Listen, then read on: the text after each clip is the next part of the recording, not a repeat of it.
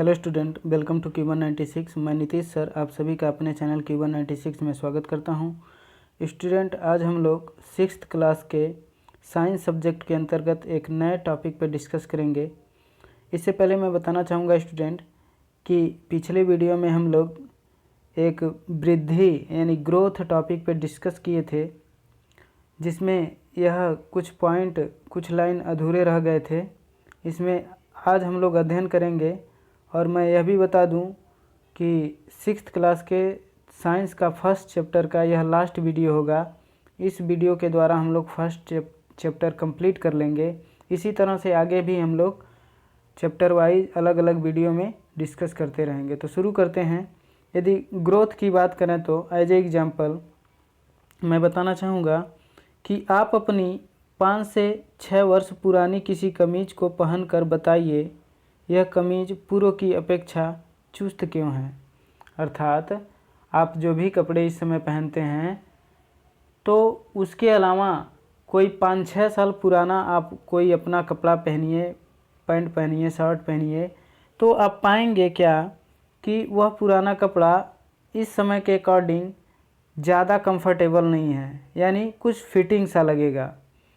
यह फिटिंग क्यों है स्टूडेंट, मैं बताना चाहूँगा। सोचिए, जो कमीज़ आपको पहले ठीक आता था वह अब आप क्यों नहीं पहन सकते हैं? क्योंकि वो फिटिंग है, इसलिए नहीं पहन सकते हैं। फिटिंग क्यों है? क्योंकि आप में वृद्धि हो रही है। फिटिंग क्यों हुआ? क्योंकि आपके शरीर में क्या हो गया? वृद्धि हो गया, आप डेवलप कर रहे हैं। तो जो पुराना कपड़ा है, जो पहले का कपड़ा है, वह इस समय के कपड़े के अकॉर्डिंग वह छोटा हो गया है और फिटिंग है, इसलिए हमारे शरीर में वह कंफर्टेबल नहीं है। होपफुली सभी को आप यह बात समझ में आ रहा होगा। इसका आभास आपको नहीं होता है, और जो अपने शरीर की वृद्धि होती है इसका आभास आपको नहीं होता है, पर आप में निरंतर वृद्धि हो रही है, और यह वृद्धि निरंतर हो रही होती है आपके शरीर में, आपको आभास नहीं होता है। और कुछ वर्ष बाद आप वयस्क हो जाएंगे, और कुछ वर्षों के बाद आप क्या हो जाएंगे? वयस्क हो जाएंगे, एक एडल्ट पर्सन हो जाएंगे। ठीक है स्टूडेंट, यह बातें समझ में होपफुली आप अच्छे से समझ पाए होंगे। आगे देखिए, शब्द ज्ञान में क्या है। पौधे में वृद्धि को नापने के लिए ऑक्जेनोमीटर का प्रयोग किया जाता है।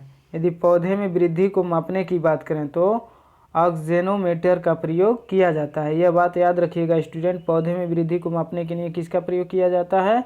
ऑक्जेनोमीटर का। ऑक्जेनोमीटर से पौधे की वृद्धि मापी जाती है। ठीक है, यह बात क्लियर हुआ। आगे बढ़िए। अब हम लोग पढ़ेंगे सजीवों का निश्चित आकार।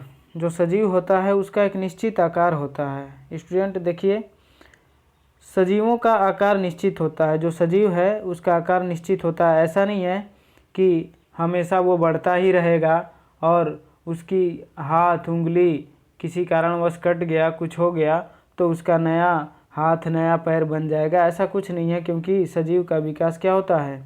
निश्चित होता है। ठीक है।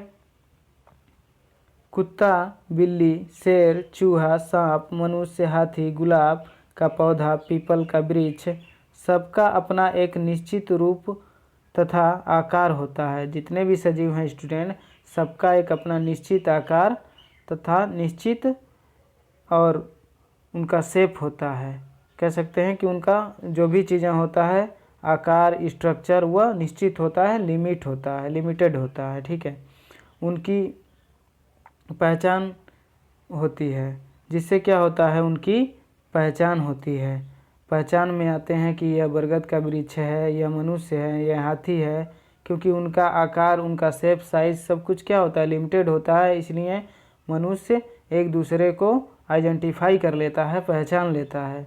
ठीक है, आगे हम लोग बात करें तो अगला जो टॉपिक है वो है गतिशीलता, मूवमेंट। इसमें क्या होता है? सभी सजीव गतिशील होते हैं। सभी सजीव क्या होते हैं? गतिशील होते हैं, यानी मूव करते हैं। जैसा कि आप सोचते हैं कि एक स्थान से दूसरे स्थान पे चले जाएं, तो आप चले जाते हैं। आपने क्या किया? मूव किया। ठीक है, पक्षी उड़ते हैं। ठीक है, तो पशु व मनुष्य चलकर एक स्थान से दूसरे स्थान पर जाते हैं। पक्षी क्या करते हैं, एक स्थान से दूसरे स्थान पर जाने के लिए उड़ करके जाते हैं, लेकिन यदि पशु और मनुष्य की बात करें तो वह चलकर एक स्थान से दूसरे स्थान पर आसानी से आ जा सकते हैं। ठीक है, आगे देखें तो आप लोग सोच रहे होंगे सर पेड़ पौधे सजीव हैं, वो कैसे चलते हैं। तो पेड़ पौधे पृथ्वी की ओर झुककर सूर्य की किरणों सूर्य की ओर मुड़कर व लताओं के फैलने के रूप में अपनी गतिशीलता दिखाते हैं। क्या होता है कि जो पेड़ पौधे होते हैं पृथ्वी की ओर झुककर, अर्थात जो पेड़ पौधे होते हैं वो पृथ्वी की ओर झुक करके सूर्य की ओर मुड़ करके, अर्थात सूर्यमुखी देखे होंगे तो वो सूर्य की रोशनी को देख करके वो क्या करता है, मूव करता है। तो सूर्य की ओर मुड़कर वह लताओं वाले पौधे आप देखे होंगे, जैसे किसी सब्जी का पौधा, ठीक है, एग्जाम्पल के थ्रू आप जानना चाहते हैं तो लौकी का पौधा। इस तरह से क्या है कि वह लता वाला पौधा है और लताओं वाले पौधे में क्या होता है, फैलने के रूप में आप देखते हैं फैलता है, एक स्थान से दूसरे स्थान पर फैलते फैलते चला जाता है। तो फैलने के रूप में अपनी गतिशीलता दिखाते हैं। ठीक है, अपने मूवमेंट को एक्सप्रेस करते हैं। ठीक है, आगे देखें, एक टॉपिक है, इन्हें भी जानें। इसमें लिखा है कि अनुमान है कि हमारा शरीर लगभग 1000 खरब कोशिकाओं का बना है। अर्थात मैं बताना चाहूँगा कि आपका शरीर 1000 खरब कोशिकाओं का बना है। यानी आपके शरीर में देखा जाए तो शरीर में टोटल नंबर ऑफ सेल कितने होते हैं, 1000 खरब, यानी 1000 कोशिकाओं का बना है शरीर। ठीक है, आगे हम लोग डिस्कस करें तो देखिए पेड़ पौधों और जीव जंतुओं में अंतर। इस टॉपिक के माध्यम से बहुत कुछ बातें क्लियर होगा कि पेड़ पौधों और जीव जंतुओं में क्या अंतर है। तो चलिए शुरू करते हैं। पेड़ पौधों व जीव जंतु सभी सजीव हैं। यह कॉमन बात है कि पेड़ पौधे और जीव जंतु क्या हैं, सभी सजीव हैं। फिर भी ये कोशिकीय संरचना, वृद्धि, भोजन, गति आदि में एक दूसरे से भिन्न है। पेड़ पौधे दोनों ही सजीव हैं, लेकिन कोशिकीय संरचना की बात करें, बॉडीली स्ट्रक्चर की बात करें, उनके ग्रोथ की बात करें, उनके भोजन की बात करें, गति मूवमेंट की बात करें, तो क्या हैं, पेड़ पौधे और सजीव, बाकी जो जंतु हैं वो एक दूसरे से भिन्न हैं। ठीक है, पहले बात करें, देखिए ये पेड़ पौधे हैं और ये जीव जंतु हैं। पेड़ पौधे एक ही स्थान पर स्थिर रहते हैं। जो पेड़ पौधे होते हैं वो एक ही स्थान पर स्थिर होते हैं। देखते हैं उनका जड़ जो होता है एक ही स्थान पर स्थिर रहते हैं। जंतुओं में चलने की क्षमता होती है। जंतुओं में चलने की क्षमता होती है, एक स्थान से दूसरे स्थान पर प्रत्यक्ष रूप से जाने की क्षमता होती है। ठीक है, और फिर अगले अंतर की बात करें तो पेड़ पौधे अपना भोजन स्वयं बनाते हैं। यह इनकी विशेषता है कि पेड़ पौधे अपना भोजन स्वयं बनाते हैं। लेकिन जंतु की बात करें तो जंतु अपने भोजन के लिए प्रत्यक्ष व अप्रत्यक्ष रूप से पेड़ पौधों पर निर्भर होते हैं। पेड़ पौधे तो अपना भोजन स्वयं बना लेते हैं, लेकिन जंतु क्या हैं, प्रत्यक्ष अथवा अप्रत्यक्ष रूप से पेड़ पौधों पर निर्भर होते हैं। ज्ञान इंद्रियाँ नहीं होती हैं। पेड़ पौधों के अंदर क्या होता है, ज्ञान इंद्रियां नहीं होती हैं, उनके सेंसरी ऑर्गन नहीं होते हैं। इसीलिए तो पेड़ पौधे मरने जीने चोट लगने पर अपना कुछ एक्सप्रेशन नहीं जाहिर करते हैं। अर्थात उनको चोट लगता है, कोई काटता है तो रोते हैं क्या, नहीं। आंधी आता है गिर जाते हैं तो रोते हैं क्या, नहीं। खुशी होता है तो हंसते हैं क्या, नहीं। इस तरह से उनका जो सेंसरी ऑर्गन है, जो ज्ञान इंद्रियाँ हैं जिससे फील होता है, वो सब सारी चीज़ें नहीं होती हैं। लेकिन जंतु की बात करें तो इनके अंदर क्या होता है, ज्ञान इंद्रियां होती हैं। हम लोग ठंडी, गर्मी, खुशी, बरसात, इस तरह से सभी चीज़ों को महसूस करते हैं। महक, हर चीज़ों को हम लोग महसूस करते हैं जिसमें हम लोगों की ज्ञान इंद्रियां क्या करती हैं, भाग लेती हैं। तो ज्ञान इंद्रियों के माध्यम से हम लोग हर एक चीज़ को प्रकट कर सकते हैं, लेकिन यह चीज़ें पौधे में नहीं होता है। आगे देखें हम लोग तो क्या है कि पेड़ पौधों की कोशिकाओं में कोशिका भित्ति होती है। यदि पेड़ पौधों की बात करें तो पेड़ पौधों की कोशिकाओं में क्या होती है, कोशिका भित्ति होती है। जंतु कोशिकाओं में कोशिका भित्ति नहीं होती है। यदि जंतु की कोशिका की बात करें तो इसमें कोशिका भित्ति नहीं होता है, लेकिन पेड़ पौधों के कोशिका में कोशिका भित्ति होता है। ठीक है, अगला है पेड़ पौधों का आकार अनिश्चित होता है। जो पेड़ पौधों का आकार होता है वह अनिश्चित होता है, अर्थात आपने उसकी किसी डाली को तोड़ दी, काट दी, तो वहाँ से नया कोई डाली, नया कोई ब्रांच निकल जाएगा। जंतुओं का आकार निश्चित होता है। पेड़ पौधों का आकार तो अनिश्चित है, लेकिन जंतुओं का आकार निश्चित है। उनका फिक्स है कि इतने लंबे होंगे, इतने चौड़े होंगे, और उनका भी क्या है, निरंतर उनके अंदर जो अनिश्चित रूप से बॉडी का परिवर्तन नहीं होता रहता। ऐसा नहीं है कि उनका हाथ कट गया तो नया हाथ जम जाएगा, नया हाथ निकल जाएगा, नहीं, ऐसा कुछ नहीं होता है, क्योंकि इनका आकार क्या होता है, निश्चित होता है। और पेड़ पौधों में ऐसा नहीं होता है। पेड़ पौधों में क्या है कि उनकी ब्रांच, उनकी शाखाओं को काट दिया गया तो अगला ब्रांच बन जाएगा, अगली डाली बन जाएगी, अगला शाखा बन जाएगा। ठीक है, क्योंकि इनका आकार क्या होता है, अनिश्चित होता है। ठीक है, होपफुली आप सभी को समझ में आया होगा। आगे यह पूरे लेसन का सारांश है, इसके माध्यम से पूरे लेसन को आप समझ सकते हैं। तो एक एक को वन लाइनर के थ्रू डिस्कस कर लेते हैं। जीव जंतुओं के अध्ययन को जीव विज्ञान कहते हैं। जीव जंतुओं के अध्ययन को क्या कहते हैं, जीव विज्ञान, अर्थात वह विज्ञान जिसमें जीव जंतुओं का अध्ययन किया जाता है उसे क्या कहते हैं, जीव विज्ञान।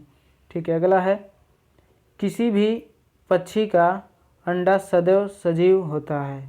किसी भी पक्षी का जो अंडा होता है वो क्या होता है, सदैव सजीव होता है।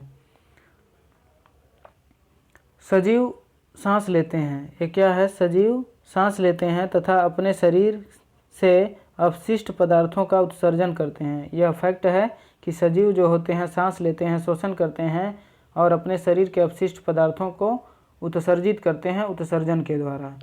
सजीवों में अपने जैसे जीवों को जन्म देने की क्षमता होती है। सजीव में क्या होता है, अपने समान संतान को जन्म देने की क्षमता होती है, जिसे क्या कहते हैं, प्रजनन क्रिया कहते हैं। ठीक है, अगले टॉपिक की बात करें तो सभी सजीव कोशिकाओं के बने होते हैं। जितने भी सजीव हैं सभी सजीव किसके बने होते हैं, सेल के बने होते हैं, कोशिकाओं के बने होते हैं।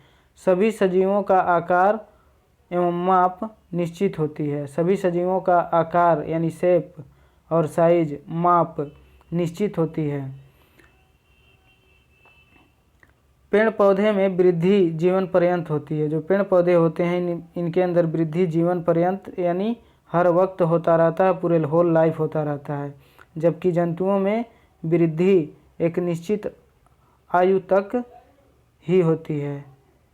ठीक है, यानी जंतुओं में वृद्धि कब तक होता है, एक निश्चित आयु तक ही होता है, अर्थात हम लोगों का ग्रोथ एक निश्चित आयु तक ही होता है। लेकिन पेड़ पौधों की बात करें तो इनके अंदर जो ग्रोथ है वह जीवन पर्यंत चलता रहता है। ठीक है, मनुष्यों में भी जो वृद्धि है वो निश्चित आयु तक ही होता है। अगला लाइन है कोशिकाओं को सूक्ष्मदर्शी द्वारा ही देखा जा सकता है। जो सेल होते हैं उनको किसके द्वारा देखा जा सकता है, सूक्ष्मदर्शी के द्वारा ही देखा जा सकता है। ठीक है स्टूडेंट, इस तरह से यह लास्ट वीडियो है फर्स्ट चैप्टर का। इसके माध्यम से फर्स्ट चैप्टर आपका कंप्लीट होता है। मैं उन स्टूडेंट से अनुरोध करता हूं कि यदि आप फर्स्ट चैप्टर के बाकी वीडियो को नहीं देखे हैं, बाकी टॉपिक को नहीं समझ पाए हैं, तो मेरे चैनल के डिस्क्रिप्शन में जाइए, वहां से आपको लिंक मिलेगा और उस लिंक के माध्यम से आप पिछले वीडियो को देख सकते हैं। इसी तरह प्रत्येक वीडियो के डिस्क्रिप्शन में एक लिंक है जिससे आप उस वीडियो के पिछले वीडियो को देख सकते हैं। उसके अलावा मेरे चैनल के प्लेलिस्ट में जाएंगे, उसमें एक एकेडमिक नाम से फ़ोल्डर मिलेगा। उस एकेडमिक फ़ोल्डर में जितना भी यह वीडियो है सिक्स्थ क्लास के साइंस का, या साइंस के पूरा टॉपिक वाइज एक एक वीडियो आपको मिल जाएगा। ठीक है, तो 6th क्लास के जितने भी स्टूडेंट हैं सभी यह बात ध्यान रखेंगे। तो आज के लिए बस इतना ही।